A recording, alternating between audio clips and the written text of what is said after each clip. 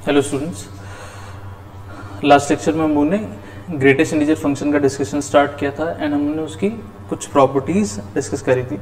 तो आज हम लोग उसी प्रॉपर्टीज पर बेस्ड कुछ क्वेश्चंस देखेंगे एंड देन थोड़ा सा डिस्कशन को और आगे बढ़ाएंगे। पहले एक बार ये देख लेते हैं कि कौन कौन सी प्रॉपर्टीज हमने लास्ट टाइम पर डिस्कस करी थी। तो कौन कौन सी प्रॉपर्टी थी? फर्स्ट प्रॉपर्टी क्या थी कि अगर greatest integer of x is equal to some integer, अगर i हमको दिया है तो x कहाँ से कहाँ लाई करता था, तो x का इंटरवल आया था क्लोज्ड i से लेकर के ओपन i प्लस 1 के बीच में।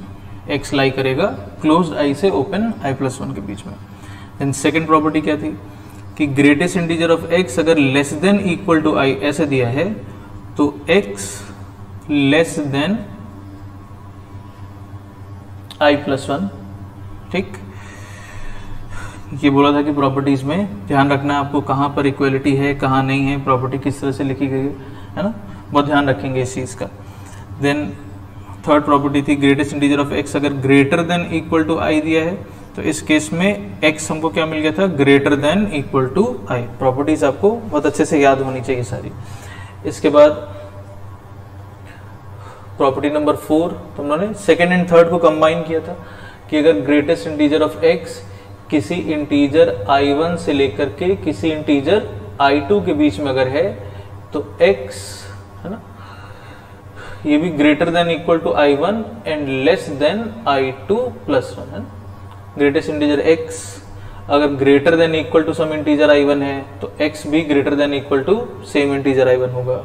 Greatest integer of x less than equal to some integer है तो x less than i plus 1 होगा, तो x less than i2 plus 1। सारा डिस्कशन किया था, एक्सप्लेन किया था लास्ट टाइम पे। देन फिफ्थ प्रॉपर्टी कि ग्रेटेस्ट इंटीजर के अंदर अगर कोई इंटीजर इस तरह से है तो हम इसको स्प्लिट कर सकते हैं, हम इसको लिख सकते हैं greatest integer of x plus i positive negative इससे फर्क नहीं पड़ता है ना। एंड देन लास्ट में हम लोगों ने greatest integer of minus x के बारे में डिस्कशन किया था। तो यहाँ पर उन्होंने दो केसेस बनाए थे।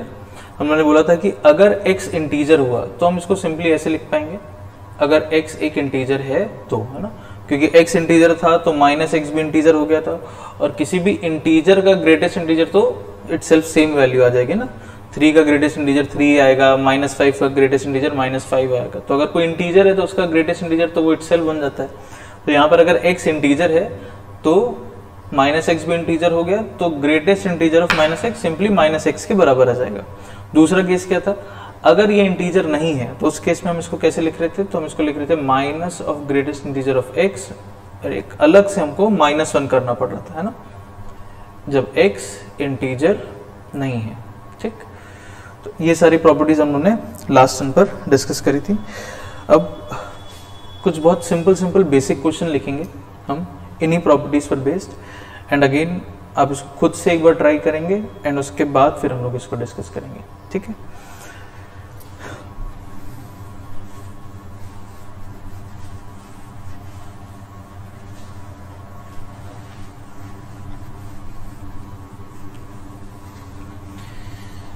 जैसे हम फॉर एग्जांपल एक दो क्वेश्चन सिंपल क्वेश्चन करके बता देते हैं किस तरह से।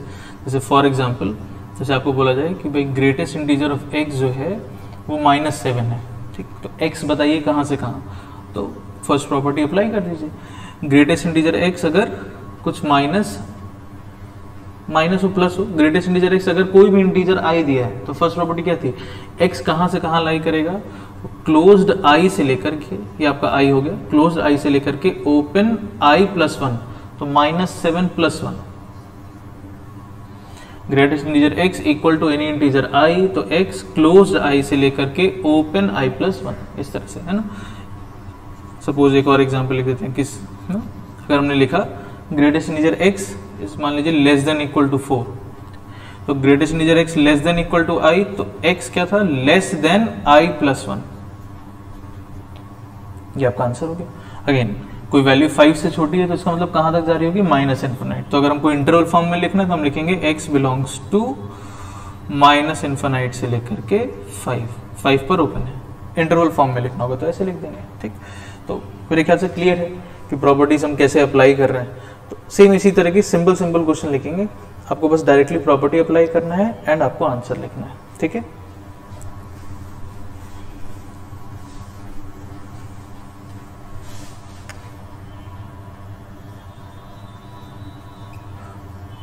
सारे क्वेश्चंस एक बार नोट कर लीजिए, खुद से ट्राई करेंगे, उसके बाद हम डिस्कस करेंगे, ठीक है।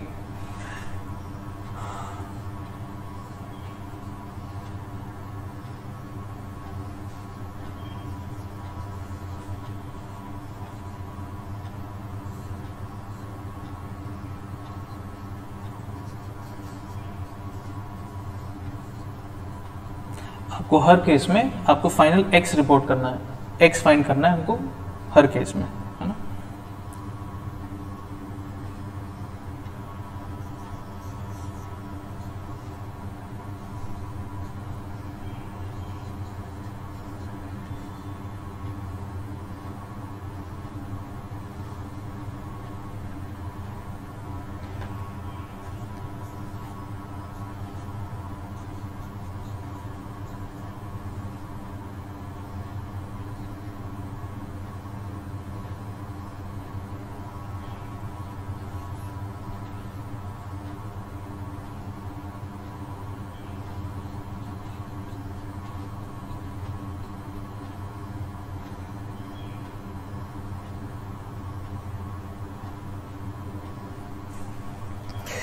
एकदम सिंपल सिंपल क्वेश्चन है, एकदम डायरेक्टली प्रॉपर्टी बेस्ड क्वेश्चन है, हर केस में आपको एक्स फाइंड करना है ना।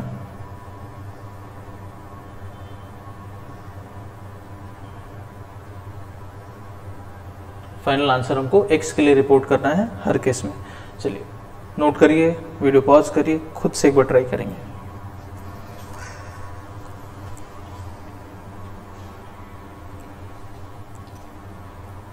चलिए, आई होप सबने ट्राई कर लिया होगा अच्छे से। इसको देखते हैं। First, greatest integer x equal to i, ठीक। तो एक्स कहां से कहां, क्लोज्ड आई, ये इंटीजर हो गया आई, क्लोज्ड आई से लेकर के ओपन आई प्लस 1 -3 + 1, ठीक। इसके बाद second, greatest integer of x less than equal to i. इसके लिए क्या प्रॉपर्टी थी, x क्या हो जाएगा, लेस देन i + 1, तो -5 + 1 कितना हो जाएगा, greatest integer x less than equal to i, x less than i + 1। इसके बाद third, greatest integer x greater than equal to i। तो इसके लिए क्या प्रॉपर्टी थी, ये थर्ड प्रॉपर्टी पर बेस्ड है ना। Greatest integer x greater than equal to i, तो x भी था greater than equal to same integer i, इस तरह से। फोर्थ, अब देखिए फोर्थ, फिफ्थ, सिक्स, ये हैं सेम इसी तरह के क्वेश्चन है। अब आपको इस पूरे को कुछ कैपिटल एक्स की तरह से ट्रीट कर लीजिए कि भाई इस पूरे का ग्रेटेस्ट इंटीजर दिया है लेस देन इक्वल टू 8, है ना। मान लीजिए इसको हमने कुछ कैपिटल एक्स बोल दिया, तो इस कैपिटल एक्स का greatest integer less than equal to 8 क्या प्रॉपर्टी है, अगर हम बोलते हैं कि कोई भी एक्स है that x is less than equal to 8, तो इसके लिए प्रॉपर्टी क्या है कि जो भी एक्स होगा 2 + 3x लेस देन i + 1, 8 + 1। जैसे आपने यहां पे किया कि भाई greatest integer x less than equal to -5, तो x लेस देन i + 1 हो गया, -4 + 1, -5 + 1, ठीक। सेम वैसे यहाँ पे इस पूरे का कुछ x कह दिया हमने, तो इसका greatest integer less than equal to है ना। तो अब इसके लिए परेशान नहीं होना कि यहाँ पे 2 + 3x लिख दें, हम यहाँ पे कुछ क्वाड्रेटिक लिख दें, तो कैसे करेंगे। बेसिक चीजें सेम है, आपको हमेशा बेसिक कंसेप्ट का ध्यान रखना है, बेसिक प्रॉपर्टी का, प्रॉपर्टी वैसे ही अप्लाई करना है। यहाँ पे क्वाड्रेटिक भी होता तो भी हम ऐसे चलते, फिर कुछ क्वाड्रेटिक इनइक्वालिटी बनता तो उसको हम लोग वेवी कर्व से सॉल्व करते। तो सारी चीजें हम लोग जानते हैं, उसी का एप्लीकेशन है ना, तो कुछ नया नहीं है इसमें, ठीक है। तो इस पूरे को हमने कुछ x बोल दिया। अब इस क्वांटिटी का greatest integer less than equal to 8, तो ये जो भी क्वांटिटी है that will be less than i + 1, 8 + 1 9, ठीक। तो यहाँ से क्या आ जाएगा 3x लेस देन 9 - 2 7, तो यहाँ से x आ गया, 3 से डिवाइड कर लीजिए, लेस देन 7/3, लेस देन 7/3, तो मतलब कहाँ से कहाँ तक, तो माइनस इंटरवल फॉर्म में लिखना होगा तो -∞ से लेकर के ओपन 7/3 तक, इस तरह से। क्लियर है, ठीक। तो अगर किसी को प्रॉब्लम थी इसमें तो अगेन ये समझ में आ गया कैसे कर रहे हैं। तो अगेन वीडियो यहाँ पे पॉज करके 5th एंड 6th अगेन खुद से एक बार ट्राई कर सकते हैं, ठीक है।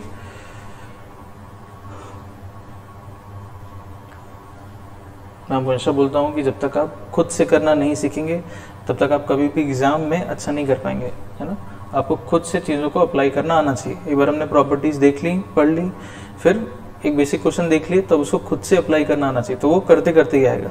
तो जब तक आप क्वेश्चंस खुद से नहीं करना स्टार्ट करेंगे आप कभी उस तरह से एग्जाम में नहीं परफॉर्म कर पाएंगे। ग्रेटेस्ट इंटीजर देन 5 है, क्या प्रॉपर्टी लगेगी यहाँ पर, कौन सी प्रॉपर्टी, किसी भी क्वांटिटी का greatest integer greater than equal to i. तो जैसे यहाँ पे लगा है greatest integer x greater than equal to 6, तो x भी क्या प्रॉपर्टी क्या थी कि greatest integer x greater than equal to i दिया है, तो x भी हो जाएगा greater than equal to same integer i। Same ही प्रॉपर्टी यहाँ पे, इसको हमने कुछ x बोल दिया, कुछ कैपिटल X बोल दिया, तो इस क्वांटिटी का greatest integer greater than equal to -9, तो ये जो भी क्वांटिटी है ये भी हो जाएगा greater than equal to greatest integer of x greater than equal to some integer i, तो ये जो भी x है that will be also greater than equal to i, ठीक। -x greater than equal to -9 -1 ऐसा हो गया। फिर बोथ साइड -1 से मल्टीप्लाई कर लेते हैं। अब तो हम लोग जानते हैं नेगेटिव क्वांटिटी से मल्टीप्लाई करेंगे तो इनइक्वालिटी का साइन चेंज करेंगे, x less than equal to 10, both side -1 से मल्टीप्लाई किया तो इनइक्वालिटी का साइन चेंज। इसके बाद 6 देखते हैं, किसी भी क्वांटिटी का ग्रेटेस्ट इंटीजर ग्रेटर क्वांटिटी का greatest integer equal to integer i, तो वो क्वांटिटी कहां से कहां लाई करेगी, क्लोज्ड i से ओपन i+1। तो ये जो भी क्वांटिटी है ये कहां से कहां लाई करेगी, क्लोज्ड i से लेकर के ओपन i+1, 5+1 6, इस तरह से। 1 पूरे में सब्ट्रैक्ट कर लेते हैं, 2 से डिवाइड कर देते हैं, तो फाइनल x आ गया। कहां से कहां, क्लोज्ड 2 से लेकर के ओपन 5/2 तक। क्लियर होना चाहिए। ये जो भी क्वांटिटी है इसका ग्रेटेस्ट इंटीजर अगर इक्वल टू i है तो ये अगेन जो क्वांटिटी है ये कहां से, क्लोज्ड i से ओपन i+1। फिर इसको हमको सिंप्लीफाई कर लेना है, हमने 1 सब्ट्रैक्ट कर दिया, फिर 2 से डिवाइड कर दिया, तो हमको x मिल गया। ये हमारा फाइनल आंसर हो गया, ठीक। तो ये वाले क्वेश्चंस मेरे ख्याल से एकदम बेसिक क्वेश्चन है, डायरेक्ट प्रॉपर्टी बेस्ड, आपको सीधे सीधे प्रॉपर्टी लगाना है, आंसर लिखना है।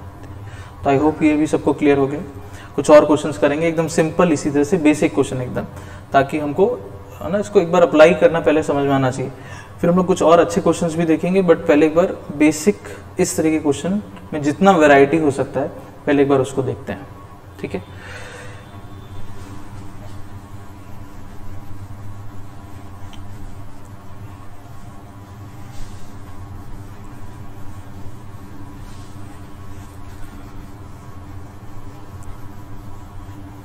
ओके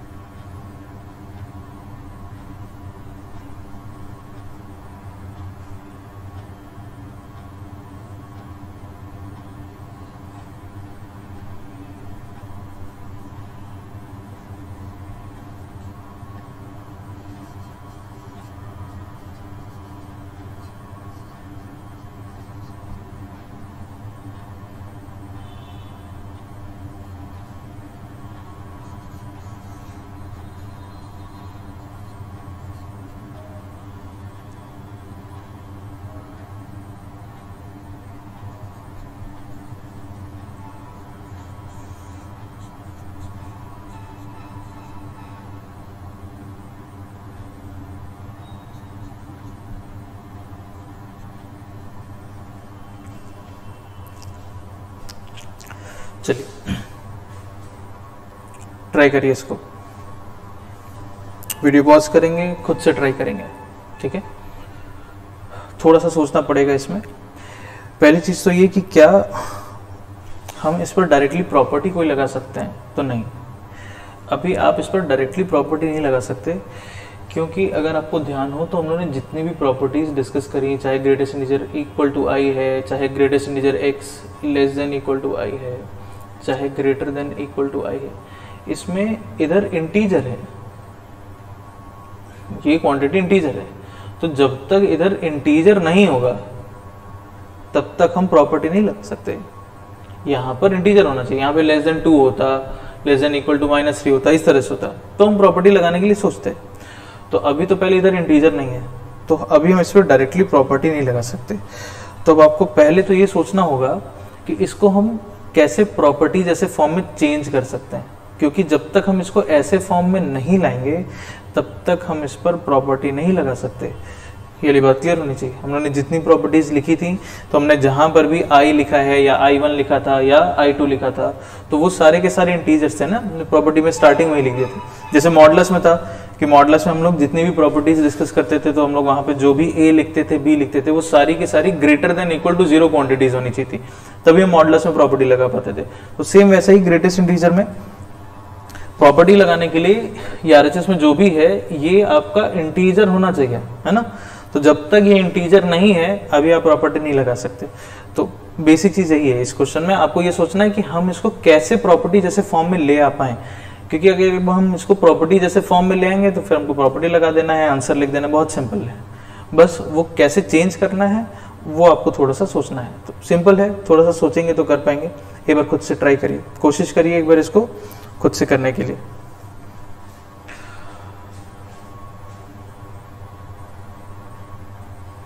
वीडियो पॉज कर दीजिए, अच्छे से सोचिए, ट्राई करिए एंड खुद से एक बार आंसर लिखने की कोशिश करिए, फिर हम लोग देखेंगे इसको। चलिए, तो अब इसको एक बार देखा जाए। इसको स्टार्ट करने से पहले एक चीज हमको पहले बहुत क्लियर होनी चाहिए कि हमने ग्रेटेस्ट इंटीजर के अंदर कुछ भी लिखा हो, कुछ भी लिख दिया हो, एनीथिंग, लेकिन इसका जो रिजल्ट बनेगा, आपने ग्रेटेस्ट इंटीजर के अंदर कुछ भी लिखा हो, बट इसकी जो फाइनल वैल्यू आएगी, इसका जो भी रिजल्ट आएगा, वो रिजल्ट हमेशा एक इंटीजर ही होगा। मतलब अगर हमसे बोलें कि भाई ग्रेटेस्ट इंटीजर की वैल्यू 1.5 आ जाए, क्या ऐसा पॉसिबल है? नहीं, तो ऐसा तो पॉसिबल ही नहीं है। ग्रेटेस्ट इंटीजर का जो रिजल्ट होगा वो हमेशा इंटीजर होगा। ठीक, क्यों भाई? ये कैसे डिफाइन किया गया? जैसे मॉडुलस का जो भी रिजल्ट आता है वो हमेशा कैसा होता है? वो रिजल्ट हमेशा ग्रेटर देन और इक्वल टू 0 होगा, क्योंकि ये बेसिकली क्या रिप्रेजेंट करता था? डिस्टेंस देता था। डिस्टेंस हमेशा पॉजिटिव होगा, है ना, सारा डिस्कशन उन्होंने किया। वैसे ही ग्रेटेस्ट इंटीजर का जो रिजल्ट है वो रिजल्ट हमेशा आपको इंटीजर मिलेगा। क्यों? कैसे डिफाइन किया हमने? कैसे डिफाइन किया गया कि it is the greatest integer. इसकी जो वैल्यू आएगी वो हमेशा एक ग्रेटेस्ट इंटीजर है विच इज लेस देन और इक्वल टू x। ऐसे हम लोगों ने किया था। या हम लोगों ने इसको मैथमेटिकली कैसे डिफाइन किया था कि हम x को एक इंटीजर प्लस f, जहां पर f पर क्या कंडीशन थी? f कहां से कहां? क्लोज 0 से ओपन 1, एंड i इसमें क्या था? एक इंटीजर। ऐसे फॉर्म में जब एक्सप्रेस करते हैं तो ये जो i है, यही i इस x का ग्रेटेस्ट इंटीजर बनता है ना। तो ग्रेटेस्ट इंटीजर का जो रिजल्ट है वो तो हमेशा कैसा आएगा? कि इंटीजर आएगा ना। तो हमसे बोला जाएगा कि भाई ग्रेटेस्ट इंटीजर 1.5 आ गया, ग्रेटेस्ट इंटीजर -2.3 आ जाए, ग्रेटेस्ट इंटीजर प्लस 10.2 आ जाए। ये सब तो पॉसिबल ही नहीं है ना। ये वाली बात हमको एकदम क्लियर होनी चाहिए पहले कि ग्रेटेस्ट इंटीजर का जो रिजल्ट है वो रिजल्ट हमेशा एक इंटीजर, जैसे मॉडुलस है तो मॉडुलस का रिजल्ट हमको पता है कि हमेशा 0 या 0 से बड़ा आएगा, नेगेटिव नहीं हो सकता, पॉसिबल ही नहीं है। वैसे ही ग्रेटेस्ट इंटीजर का जो रिजल्ट है वो हमेशा इंटीजर ही आएगा। सिंपल सी चीज हमको क्लियर होना चाहिए, है ना। तो ये कभी इंटीजर नहीं आए ऐसा तो पॉसिबल ही नहीं है। इतनी बात क्लियर हो गई।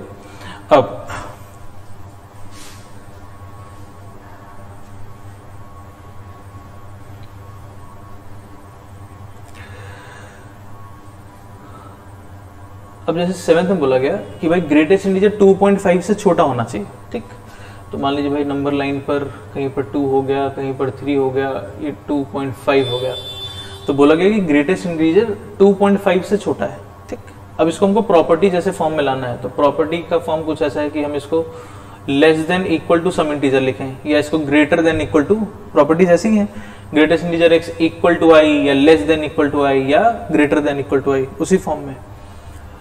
तो जब आप कह रहे हैं कि भाई ग्रेटेस्ट इंटीजर 2.5 से छोटा है, तो 2.5 से छोटा अगर है तो इस इंटरवल में, ठीक, बट हमको पता है कि भाई ये 2.5, 2.4, 2.3, 2.2, 2.1 ये सब तो बन ही नहीं सकता ना, ग्रेटेस्ट इंटीजर तो हमेशा इंटीजर ही बनेगा। तो ऐसे सोचिए कि अगर इसको इंटीजर बनना है ना, बहुत ध्यान से सुनेंगे, सिंपल सी चीज है लेकिन इंपॉर्टेंट है, गलती करते हैं। अगर इसको इंटीजर बनना है, ये बात तो तय हो गई कि ये हमेशा इंटीजर आएगा ही आएगा। अब हमसे बोले कि भाई कोई चीज है या कोई क्वांटिटी है, उसको 2.5 से छोटा होना है लेकिन उसको बनना हमेशा इंटीजर ही है, तो कहां से बनना स्टार्ट होगा? उसको 2.5 से छोटा होना है और रहना इंटीजर ही है, ये हमेशा इंटीजर ही आएगा, तो इसका रिजल्ट कहां से बनना स्टार्ट होगा? तो ये 2 से बनना स्टार्ट होगा भाई, क्योंकि 2 से आगे और 2.5 के बीच में तो ये एग्जिस्ट करे ऐसा पॉसिबल ही नहीं है। तो ये 2 बनेगा या तो 1 बनेगा या तो 0 बनेगा, हमेशा इंटीजर ही बनेगा। तो अगर ये 2.5 से छोटा है तो ये कहां से बनना स्टार्ट होगा, मतलब इसकी जो वैल्यू होगी वो कौन सी वैल्यू, पहली वैल्यू हम देख सकते हैं इस इंटरवल में जो ये वैल्यू अटेन करेगा, ग्रेटेस्ट इंटीजर क्या बन सकता है, तो 2 से बनना स्टार्ट होगा। तो हम क्या इसको ऐसे लिखते हैं, एक बार खुद से सोचिए मैंने क्या लिखा है, मैंने क्या बोला है। 2.5 से छोटा होना चाहिए ग्रेटेस्ट इंटीजर, ठीक, और बनना इसको इंटीजर, ये भी हमको पता है कि इसका जो रिजल्ट आएगा वो हमेशा इंटीजर ही आएगा, तो वो 2.1, 2.2 ये सारी वैल्यू चल ही नहीं सकता। तो अगर 2.5 से छोटा होना भी है तो ये बेसिकली कहां से बनना स्टार्ट होगा? 2 से बनेगा, 2 बनेगा या 1 बनेगा, 0 बनेगा, तो 2 से बनना स्टार्ट होगा, ठीक। जैसे हम आपसे बोलते हैं कि भाई मॉडुलस है, मान लीजिए -5 से बड़ा है, ठीक, तो ये हो गया -5, ये 0, तो मॉडुलस हमने लिख दिया कि भाई -5 से बड़ा है, बट हमको पता है ना कि -5, -4, -3, -2, -1 ये सब तो हो नहीं सकता। तो ये बेसिकली कहां से बनना स्टार्ट होगा? तो 0 से बनना स्टार्ट होगा। तो इसको हम ऐसे लिख सकते हैं, इसका मतलब हो गया कि भाई modulus of x is greater than और इक्वल टू 0, यही वाली बात हो गई, यही बात क्लियर हुई। तो सेम वही चीज यहाँ पर है कि भाई क्वेश्चन में तो दिया है कि 2.5 से छोटा है, लेकिन 2.5 से छोटा भी है तो बेसिकली कहां से बनना स्टार्ट होगा? तो 2 से बनना स्टार्ट होगा, ठीक। आई थिंक क्लियर होना चाहिए। एंड अगर आपको लग रहा है कि नहीं थोड़ा सा कंफ्यूजन है तो इतना डिस्कशन पार्ट एक बार वापस से सुन लीजिए, है ना, वीडियो को बैक करके इतना पोर्शन एक बार फिर से सुन लीजिए, क्लियर हो जाएगा, सिंपल सी चीज है। अब ये प्रॉपर्टी जैसे फॉर्म में आ गया, है ना, तो भाई greatest integer x less than equal to i, तो x less than i plus 1, तो ये आंसर हो गया। तो इस तरह के क्वेश्चन में बेसिकली हमको बस ऑब्जर्व कर लेना है कि भाई अगर ये -3.1 से छोटा है तो ये कहां से बनना स्टार्ट होगा, या 5.4 से बड़ा है तो ये कहां से, किस इंटीजर से बनना स्टार्ट होगा, किस इंटीजर से, है ना, क्योंकि इसका रिजल्ट हमेशा इंटीजर ही आएगा। तो वो कौन सा इंटीजर है जहां से बनना स्टार्ट हो रहा है, वहां से फिर हम इस पर प्रॉपर्टी अप्लाई कर सकते हैं, ठीक। तो चलिए, अगर ये क्लियर हो गया एकदम तो एक बार फिर से 8, 9, 10 फटाफट वीडियो पॉज करिए, खुद से लिखिए आंसर। अगर आपको ये चीज क्लियर हो गई है तो अब एक बार खुद से फिर से ट्राई करिए। अगर आपने अभी तक नहीं कर पाए हैं, इसको सॉल्व नहीं हुआ था, तो ये अगर समझ में आ गया तो एक बार फिर से इसको एक ट्राई दीजिए, ठीक है।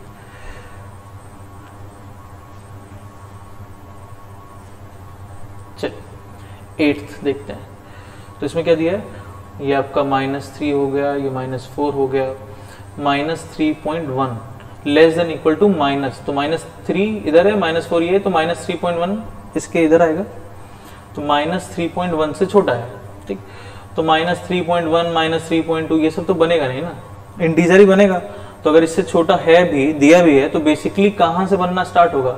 -4 से। तो हम लिख सकते हैं बेसिकली क्वेश्चन में जो हमसे पूछा गया है उसमें greatest integer x less than equal to -4 ही हो सकता है, क्योंकि बाकी वैल्यू से पॉसिबल ही नहीं है। तो ये कहां से स्टार्ट होगा? Less than equal to -4। अब प्रॉपर्टी लगा देते हैं कि greatest integer x less than equal to i, तो x less than i plus 1, ठीक है। चलिए 9 देखते हैं।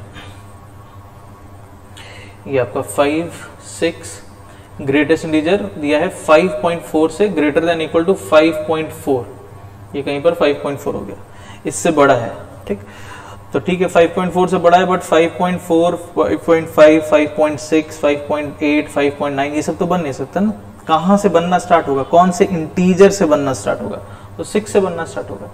तो जो क्वेश्चन दिया है इसमें ग्रेटेस्ट इंटीजर x जो बनेगा भी वो बेसिकली 6 या 6 ऑनवर्ड्स ही बन सकता है, क्योंकि बाकी जो वैल्यूज हैं वो लेगा ही नहीं, पॉसिबल ही नहीं है। तो जो हमको आंसर भी मिलेगा वो इसी के करस्पॉन्डिंग मिल रहा होगा। तो greatest integer x greater than equal to i, तो x भी क्या हो जाएगा greater than equal to i, property number 3। ठीक,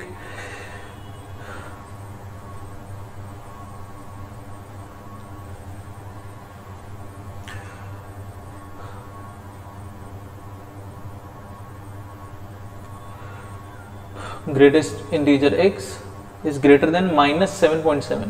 ये हो गया आपका -7, ये हो गया -8, -7.7 यहाँ कहीं आएगा नंबर लाइन पे, इससे बड़ा है, ग्रेटर देन -7.7 ऐसे।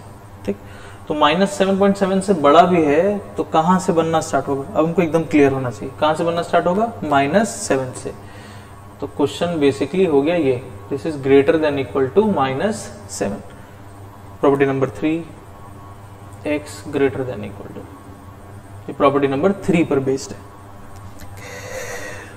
कर लेंगे मेरे ख्याल से, इस तरह के क्वेश्चन हो जाना चाहिए अब, है ना। चलिए सेम इसी पैटर्न के कुछ क्वेश्चन और लिखते हैं।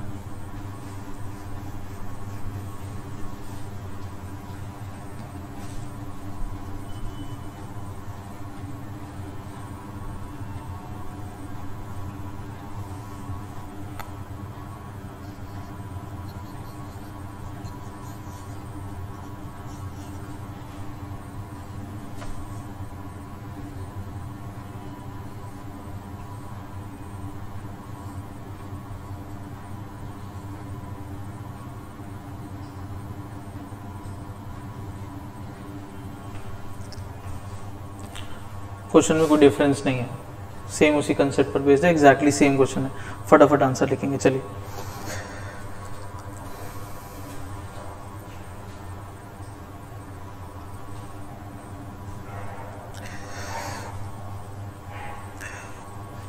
बेसिक एकदम छोटे छोटे क्वेश्चन इसीलिए डिस्कस कर रहे हैं क्योंकि जब क्वेश्चन करते हैं ना, तो आपने कोई क्वेश्चन किया है ना, आगे के चैप्टर्स में हमको इसकी सबकी जरूरत पड़ेगी, तो क्वेश्चन सॉल्व करके आप पता लगा पूरा क्वेश्चन आप सॉल्व करके लाए, बट जहाँ पे फाइनल आपको ग्रेटेस्ट इंटीजर से x लिखना है, आपने उसी में गलती कर दी, है ना। तो ये सारी सिली मिस्टेक्स हैं, ये सब नहीं होनी चाहिए। इसीलिए इस पर जितने भी बेसिक छोटे छोटे क्वेश्चन हो सकते हैं वो सारे हम लोग करते हैं। मॉडल्स में भी किया था हम लोग ने, यहाँ पे भी कर रहे हैं, ताकि ऐसा ना हो कि आप बाकी सारी चीज़ सही कर रहे हैं लेकिन जहाँ पर गलती नहीं करनी चाहिए थी वहीं पर जाके गलती कर दी, एकदम सिली मिस्टेक कि ग्रेटेस्ट इंटीजर से x नहीं लिख पाए या मॉडल्स x से x नहीं लिख पाए ना, तो वो चीज़ नहीं होनी चाहिए। तो एकदम क्रिस्टल क्लियर होना चाहिए हर चीज़, है ना। किसी भी तरीके का कुछ भी आ जाए तुमको पता होना चाहिए कि एग्जैक्टली क्या कर रहे हैं, क्यों कर रहे हैं, सारी बात, है ना। चलिए देखते हैं अब इसका आंसर। तो भाई √7, तो अब इसकी अप्रॉक्सीमेट वैल्यू आपको देख लेनी है। तो √7 कितना होगा, 2 से 3 के बीच में। भाई √4 होता तो 2 हो जाता, √9 होता तो आपका 3 होता। तो ये जो भी वैल्यू आएगी कुछ 2 और 3 के बीच में है, कहीं पर √7 आएगा आपका। तो ग्रेटेस्ट इंटीजर दिया है √7 से छोटा है, फिर वही चीज़ कि भाई इससे छोटा तो है बट कहाँ से बनना स्टार्ट होगा, तो 2 से।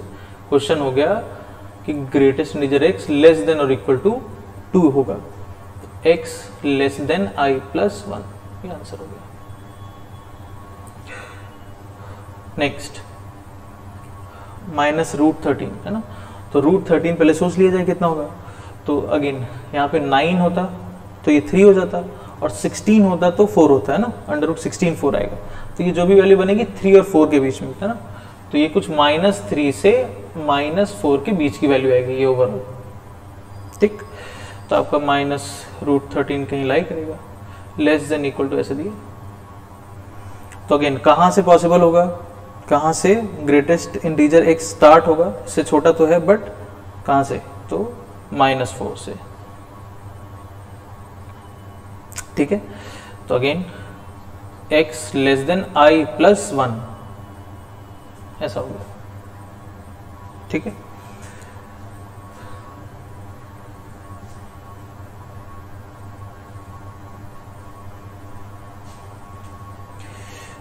सारे क्वेश्चंस आपकी कॉपी में होने चाहिए जरूर से, है ना। जितनी भी चीजें बोर्ड पे लिख रहे हैं ये सब प्रॉपरली नोट जरूर से बनाएंगे,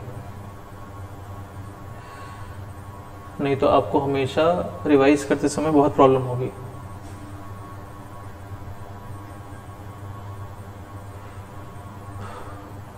√15 तो 16 होता तो ये 4 होता, तो अगेन 3 और 4 के बीच में लाई करेगा, कहीं पर आएगा √15। तो greatest integer of x is greater than equal to root 15। तो रूट 15 से बड़ा तो है, बट अगेन कहाँ से स्टार्ट होगा, 4 से, ग्रेटर देन और इक्वल टू 4। क्या प्रॉपर्टी है, x is also greater than equal to i, property number 3। 14 देखते हैं।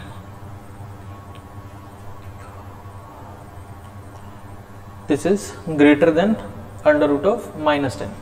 तो अगेन यहाँ पर 9 होता तो ये 3 होता, 16 होता तो 4 होता, तो ये 3 और 4 के बीच में, तो अगेन ये कुछ -3 से -4 के बीच की वैल्यू है। ये हो गया -3, ये हो गया -4, ये आपका माइनस ऑफ अंडर रूट 10 हो गया, ग्रेटर देन -√10। तो अगेन कहां से स्टार्ट होगा, -3 से। x भी हो गया greater than equal to -3, property number 3। I think इतना पार्ट क्लियर हो गया। ठीक, एक दो सिंपल क्वेश्चन और करते हैं।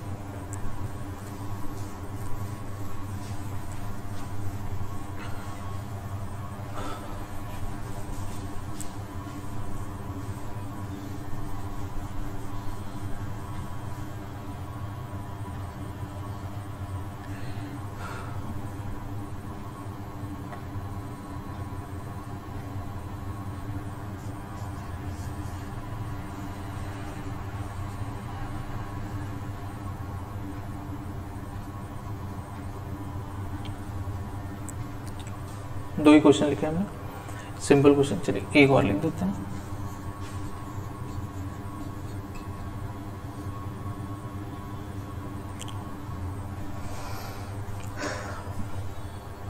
चलिए एक बार आंसर लिखिए। सिंपल ही लग रहा होगा, ऐसा कुछ तो खास क्वेश्चन नहीं लग रहा है। एक बार आंसर लिखते हैं तब देखते हैं। चलिए फटाफट आंसर लिखिए।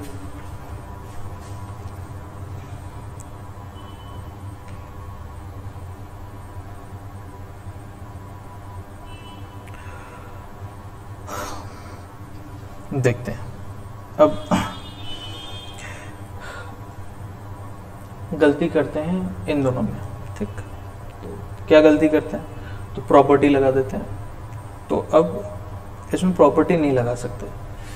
अब आपको लगेगा कि ऐसा क्यों बोल रहे हैं, क्योंकि भाई अब तो इधर इंटीजर लिखा है, अब प्रॉपर्टी लगाने में क्या दिक्कत है। अभी तक हम लोग यही बात ही कर रहे थे कि भाई हमेशा जो RHS में इंटीजर होना चाहिए, इंटीजर है तो हम प्रॉपर्टी लगा सकते हैं। बट यहाँ पर इंटीजर होने के बावजूद आप अभी प्रॉपर्टी नहीं लगा सकते। क्यों, क्योंकि जो प्रॉपर्टीज हैं वो ऐसी हैं, ये थर्ड प्रॉपर्टी थी एंड ये हम लोग की सेकंड प्रॉपर्टी थी। तो आप सोचेंगे कि इसमें क्या डिफरेंस है। तो डिफरेंस है, किस चीज का डिफरेंस है, इक्वालिटी का डिफरेंस है।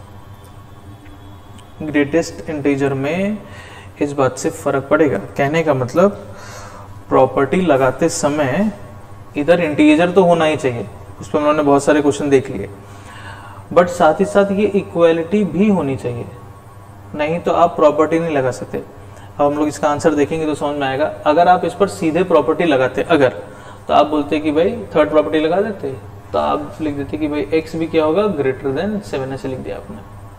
ठीक, बट एक बार इसको देखते हैं कि इसका क्या आंसर आना चाहिए। ये ध्यान रखेंगे कि ग्रेटेस्ट इंटीजर में यहाँ इक्वलिटी होगी एंड इधर इंटीजर होगा, तभी आप प्रॉपर्टी लगा सकते हैं। अभी आप इस पर भी डायरेक्टली प्रॉपर्टी नहीं लगा सकते, ये अभी भी प्रॉपर्टी के फॉर्म में नहीं है, है ना। तो अभी तक जो इसके पहले हम लोग क्वेश्चन कर रहे थे उसमें इंटीजर बनाने की कोशिश कर रहे थे इधर, है ना। बट इंटीजर के साथ साथ हमको यहाँ पे इक्वलिटी का भी ध्यान रखना होगा, है ना, उसमें गलती करते हैं। अब देखिए, जैसे इसमें बोला गया है कि ग्रेटेस्ट इंटीजर भाई 7 से बड़ा है। ठीक, क्या 7 पर इक्वलिटी है, क्या 7 पर इक्वलिटी है, नहीं है। ठीक, तो हम आपसे बोलें कि क्या ग्रेटेस्ट इंटीजर की वैल्यू आप 7 ले सकते हैं यहाँ पर, भाई यहाँ पे 7 पे इक्वलिटी नहीं है, तो क्या greatest integer of x exactly 7 के बराबर होगा या नहीं होगा, ये बताइए। तो नहीं हो सकता, है ना, क्योंकि यहाँ पर इक्वलिटी है नहीं। भाई इक्वलिटी होती तब हम बोलते कि हाँ भाई इसकी वैल्यू 7 बन सकती, क्योंकि 7 पे इक्वलिटी है, बट 7 पर तो इक्वलिटी है नहीं, तो इसका मतलब ये एग्जैक्टली 7 तो नहीं बन सकता। ठीक, तो अब 7 नहीं बन सकता, तो अब 7 नहीं बन सकता, और ये दिया है कि दिस इज ग्रेटर देन 7, तो 7 नहीं बनेगा तो 7 से बड़ा होगा।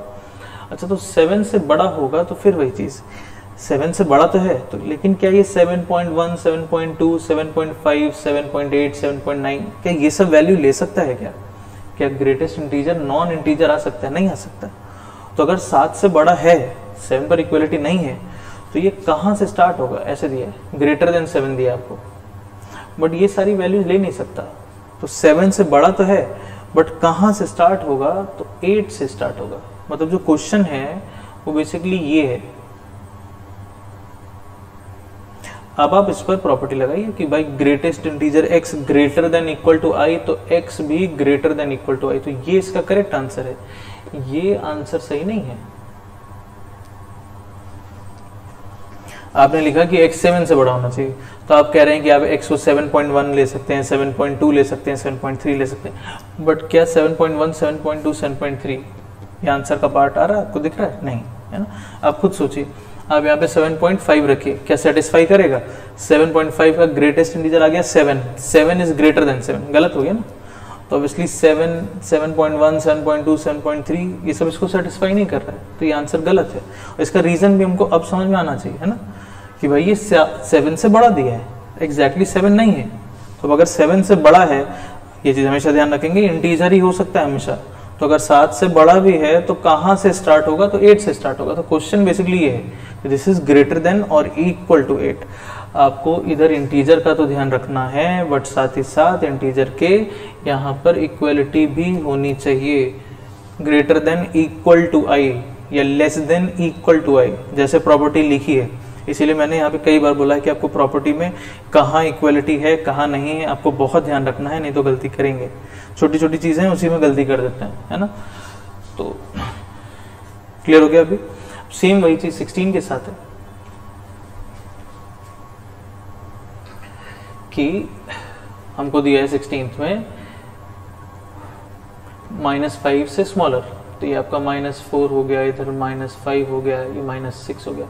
यहाँ पे इक्वलिटी नहीं है, तो एग्जैक्टली -5 तो नहीं बन सकता, तो -5 से स्मॉलर है ऐसे, ठीक। तो -5 से छोटा तो है, बट बनना कहाँ से स्टार्ट होगा? कौन सी वैल्यू अटेन कर सकता है? तो अब ये ऑब्वियसली ये सारी वैल्यू -5.1, 5.2 ये सारी वैल्यूज नहीं लेगा। ये कहाँ से बनना स्टार्ट होगा? तो -6 से बनना स्टार्ट होगा। तो जो क्वेश्चन हो गया वो बेसिकली ये हो गया, क्वेश्चन बेसिकली ये पूछा गया। तो इसको बेसिकली हमको प्रॉपर्टी के फॉर्म में चेंज करना होगा, एंड प्रॉपर्टी का फॉर्म आपको बहुत अच्छे से याद रखना है कि लेस देन इक्वल टू आई या ग्रेटर देन इक्वल टू आई, उसी तरीके के फॉर्म में होगा तभी प्रॉपर्टी लगाएंगे।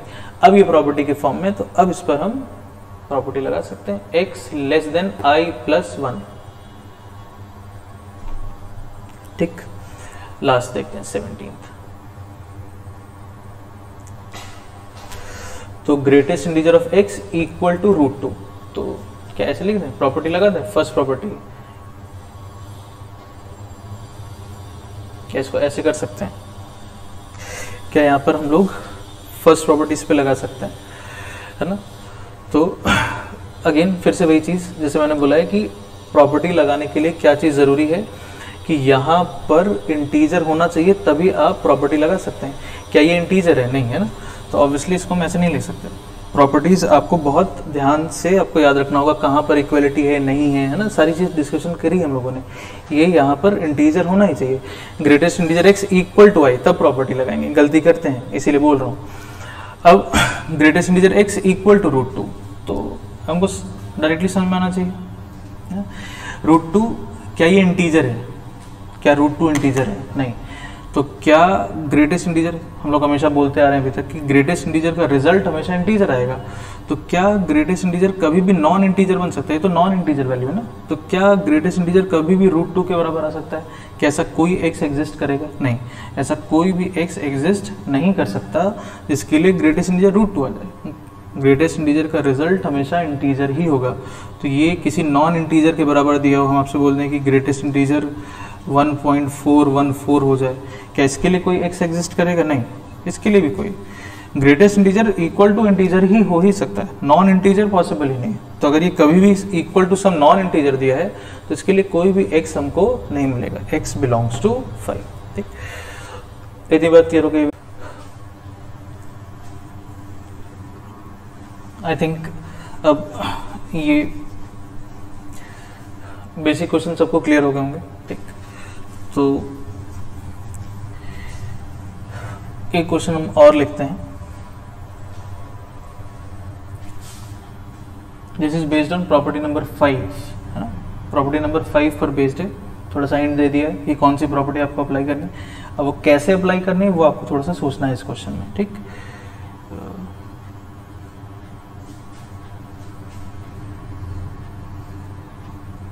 दो क्वेश्चन हम लिख देते हैं।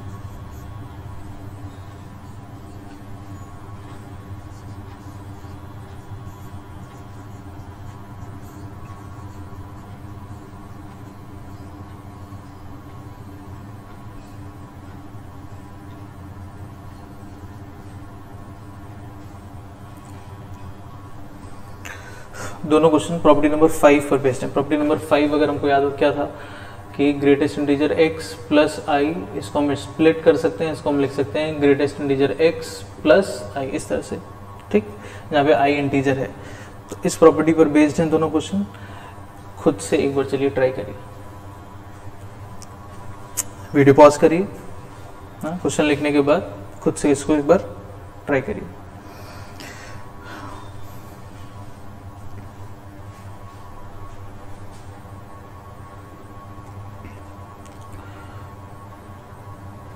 ओके, तो इसको देखते हैं। अब फिर से वही चीज़ कि जैसा कि हम लोग अभी तक बोलते आ रहे हैं कि ग्रेटेस्ट इंटीजर का जो रिजल्ट है वो रिजल्ट हमेशा कैसा होगा, एक इंटीजर होगा, ठीक। अब फर्स्ट वाला देखते हैं। क्वेश्चन ऐसे दिए हमको, तो आपसे बोलें कि यहां पर ये जो लिखा हुआ है क्या ये एक इंटीजर वैल्यू होगी, क्या ये जो भी लिखा है क्या ये एक इंटीजर है। ये ग्रेटेस्ट इंटीजर x लिखा है ना, तो x कुछ भी हम लें, कोई भी वैल्यू हो, x कुछ भी हो, ग्रेटेस्ट इंटीजर का फाइनल जो रिजल्ट बनेगा ये तो इंटीजर बनेगा ना, ठीक। तो आप इसको सम इंटीजर i कह सकते हैं। तो प्रॉपर्टी नंबर 5 में ऐसे था कि greatest integer of x plus, अगर यहाँ पर कुछ इंटीजर लिखा है तो इसको हम स्प्लिट कर सकते हैं, इसको हम बाहर ले जा सकते हैं, है ना। इसको अब हम i की तरह से ट्रीट कर रहे हैं। उस प्रॉपर्टी में हमने लिखा था greatest integer of x plus some integer i, तो इसको हम स्प्लिट करके लिख सकते थे greatest integer of x and plus i को हम स्प्लिट करके बाहर ले जा रहे थे। तो सेम वही चीज है यहाँ पर। ये जो ग्रेटेस्ट इंटीजर है, तो ग्रेटेस्ट इंटीजर का भी रिजल्ट हमेशा कैसा बनता है, हमारे दिमाग में एकदम अच्छे से भी क्लियर होना चाहिए कि ग्रेटेस्ट इंटीजर का रिजल्ट हमेशा एक इंटीजर आता है। जैसे मॉडुलस का रिजल्ट हमेशा ग्रेटर देन इक्वल टू 0 होगा, जैसे ग्रेटेस्ट इंटीजर का रिजल्ट हमेशा एक इंटीजर होगा। तो ये भी तो एक इंटीजर है। तो इसको अगर हम थोड़ी देर के लिए कुछ i मान लेते हैं, इसको हम i कह दें, तो हम इसे प्रॉपर्टी लगा दें कि भाई greatest integer of x plus i जो होगा वो greatest integer of x plus ये जो भी इंटीजर है ये हो जाएगा। इसको हमने i की तरह से ट्रीट किया, तो इसको हमने इस ग्रेटेस्ट इंटीजर के बाहर कर दिया, स्प्लिट कर दिया हमने इसको। क्लियर हुआ? Greatest integer of x plus ये i हो गया, तो इसको हमने लिख दिया greatest integer of x and plus ये जो i है इसको बाहर कर दिया। अब इसको आप लिख सकते हैं simply 2 times greatest integer x plus greatest integer x, तो 2 टाइम्स ग्रेटेस्ट इंटीजर x हो गया। 2 से डिवाइड कर सकते हैं आप। Property number 1 equal to i, तो x क्लोज्ड i से ओपन i प्लस 1 के बीच में, ठीक है। क्लियर हो गया? अब अगर ये वाली चीज क्लियर है, चलिए तो अब इसको ट्राई करिए। Exactly same concept, exactly same चीज है ना। चलिए ट्राई करिए।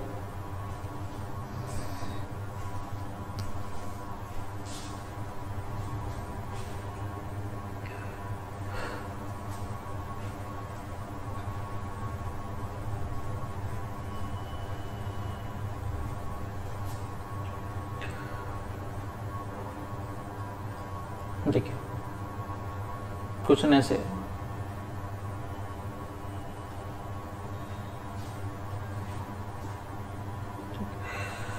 अब इतना पार्ट ऑब्जर्व करिए। अंदर कुछ भी लिखा हो, ग्रेटेस्ट इंटीजर के अंदर कुछ भी लिखा हो, कोई भी क्वांटिटी हो, कैसी भी वैल्यू कुछ भी हो, इसका रिजल्ट तो हमेशा इंटीजर बनेगा ना, मतलब हम इसको देख रहे हैं अभी, इस पूरे का हमने ग्रेटेस्ट इंटीजर लिया, तो अंदर कुछ भी लिखा हो, एक्स कुछ भी हो, अभी उसके बारे में सोचना ही नहीं कि एक्स क्या है, इंटीजर है नहीं है, इसका रिजल्ट कुछ भी एक्स होगा, कैसा भी होगा, जब आपने इसका ग्रेटेस्ट इंटीजर ले लिया तो इसका तो जो रिजल्ट बना वो तो इंटीजर ही बना।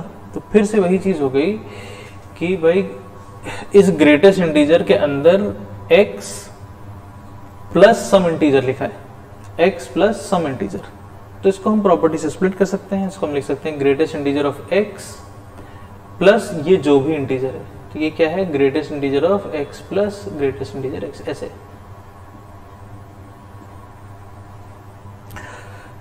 क्लियर हुआ?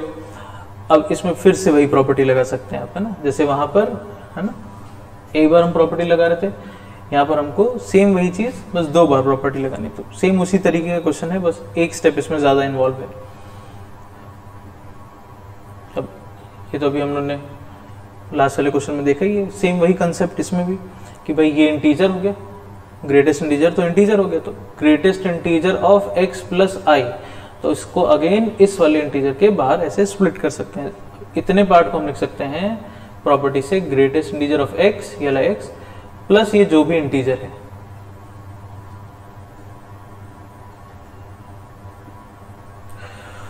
तो 3 टाइम्स ऐड हो रहा है, तो 3 times greatest integer x less than equal to 15, 3 से डिवाइड कर सकते हैं, प्रॉपर्टी लगा सकते हैं, greatest integer x less than equal to i, तो x less than i plus 1। Clear हो गया? तो आई थिंक बेसिक सारी प्रॉपर्टीज अभी हमको ये बात के रोको। अब ग्रेटेस्ट इंटीजर में ही हम लोग एक और टॉपिक डिस्कस करते हैं एंड फिर हम लोग कुछ अच्छे क्वेश्चंस देखेंगे। तो जो अच्छे क्वेश्चंस हैं उसमें बेसिकली दोनों चीज़ों का यूज होता है, ग्रेटेस्ट इंटीजर का एंड अभी जो टॉपिक हम लोग डिस्कस करने जा रहे हैं, दोनों थोड़ा रिलेटेड हैं एक दूसरे से, तो उसकी भी अपनी कुछ प्रॉपर्टीज़ हैं, तो एक बार उसको देखते हैं। उसकी बेसिक जो प्रॉपर्टीज़ हैं उस बेसिक प्रॉपर्टीज़ पर क्वेश्चन देखेंगे एंड देन उसके बाद अच्छे क्वेश्चंस देखेंगे, क्योंकि जो अच्छे क्वेश्चंस होते हैं उसमें दोनों को यूज करके क्वेश्चन बनाया जाता है ना।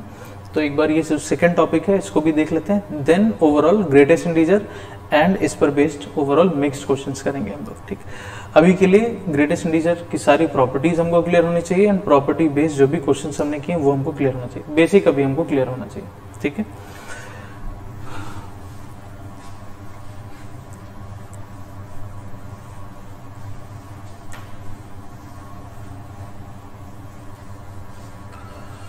तो जो नेक्स्ट टॉपिक है इसमें that is fractional part of x। अब जैसे हम लोगों ने x का मॉडुलस डिफाइन किया, फिर x के लिए उसका ग्रेटेस्ट इंटीजर डिफाइन किया, अब वैसे ही x के लिए एक और चीज डिफाइन की गई, उसको बोला गया फ्रैक्शनल पार्ट ऑफ x, है ना। तो सबसे पहले तो नोटेशन पार्ट कैसा है, तो मॉडुलस को हम ऐसे डिनोट करते हैं, ग्रेटेस्ट इंटीजर ऑफ x ऐसे डिनोट करते हैं। फ्रैक्शनल पार्ट को डिनोट करने के लिए तरीका बताया गया ऐसे, करली ब्रैकेट। ठीक, तो अब जैसे क्या है कि कंफ्यूजन आपको हो सकता है, जैसे मान लीजिए कहीं पर ऐसा लगा है तो आपको लग सकता है कि ये क्लोज इंटरवल तो नहीं दिया है, या जनरली हम लोग मैथ्स में देखेंगे तो हम लोग ब्रैकेट भी, है ना, मतलब अगर हम लोग कोई लंबा एक्सप्रेशन या इक्वेशन लिख रहे हैं तो उसमें भी हम लोग ब्रैकेट इस तरीके के यूज करते हैं ना।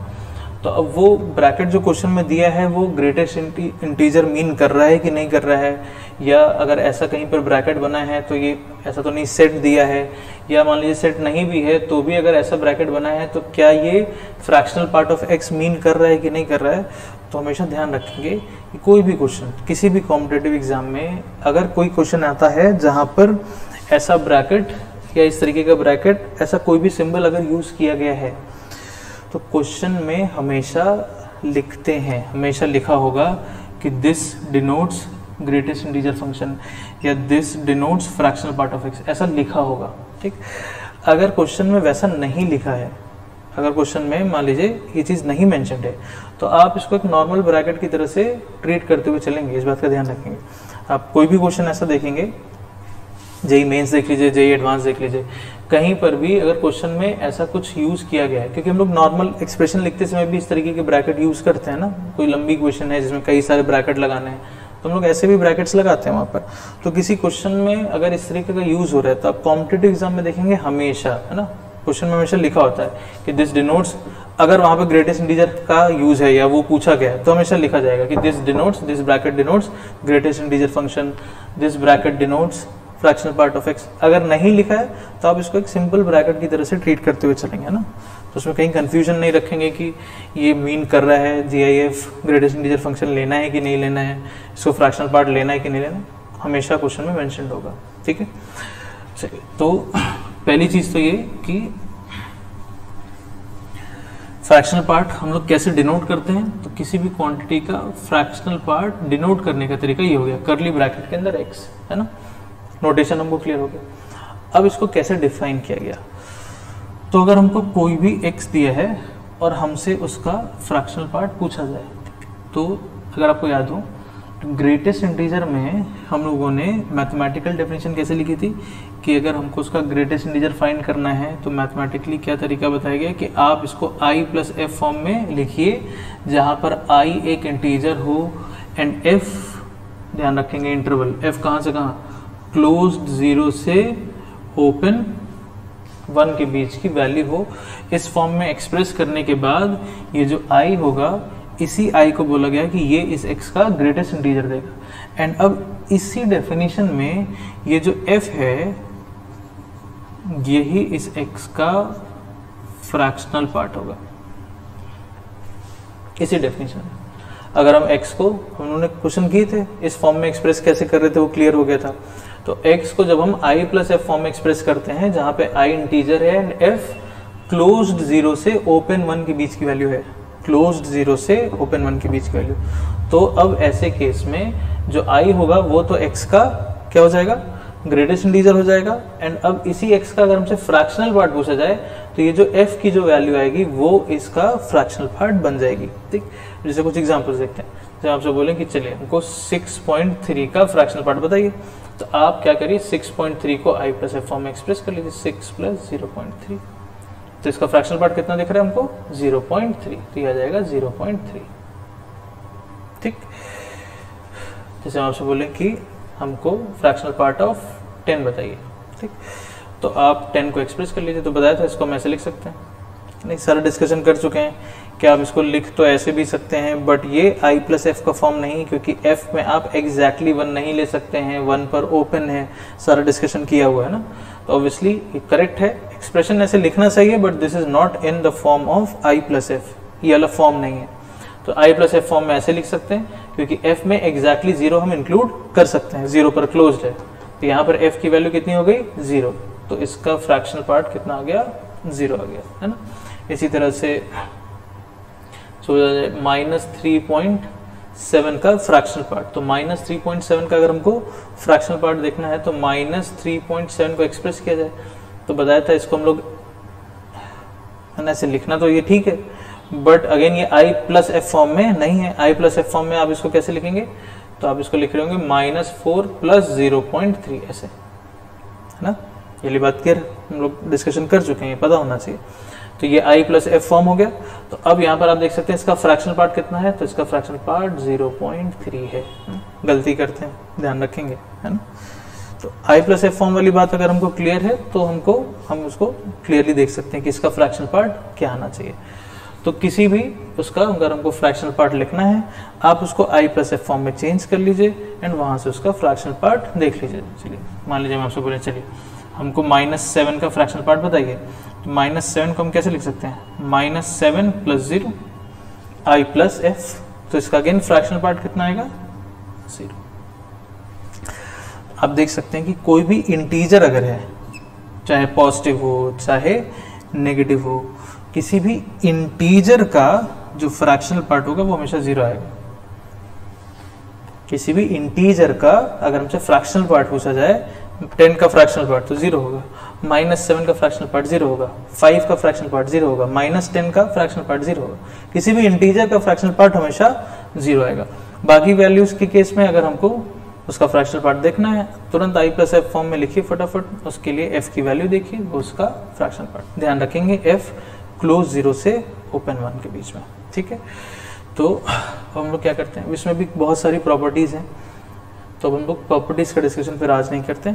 आज का लेक्चर इसको हम लोग यहीं पर, फ्रैक्शनल पार्ट कैसे डिफाइन किया गया ये हमको क्लियर हो गया, तो प्रॉपर्टीज़ फिर अब हम लोग नेक्स्ट लेक्चर में डिस्कस करेंगे। तो आज का लेक्चर अभी हम लोग फिर इसको यहीं पर स्टॉप करते हैं, ठीक है। Thank you.